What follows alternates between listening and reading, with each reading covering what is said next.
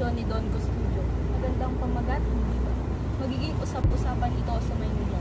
Magandang pamagat nga, pero huwag kalimutan ang simbahan ang nagtataguyod ng moralidad. Hindi maaaring basta-basta ang mga pagbabago.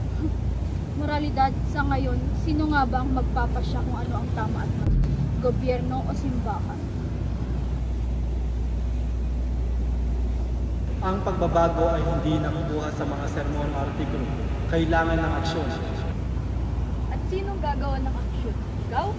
Minsan, ang mga tao ay nagtatago sa anino ng mga ordinaryong tao. Ngunit hindi lahat ng pagbabago ay nagdadala ng pagbabago. Minsan, nagdadala rin ito ng kaguluhan. Kung minsan, kailangan ng bulong upang magdala ng tunay na kaayusan. Kapag may gulo, may kwento. Pero sino nga ba ang bayani sa panahon? Ang bayani na siya handang magsakripisyo sa lahat, pati ang kanyang pamilya.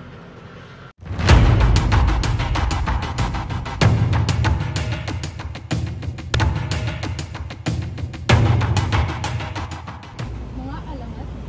Bakit hindi natin pag-usapan ang mga alamat ng Pilipino? Maraming kwento tungkol sa mga mundo at engkanto. Mga alamat?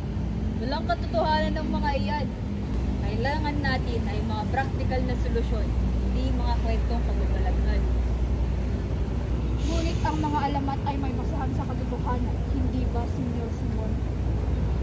Ang bawat alamat ay sumasalamin sa mga pangarap at takot ng isang bayan. At minsan, ang takot ang nagdadala ng lakas.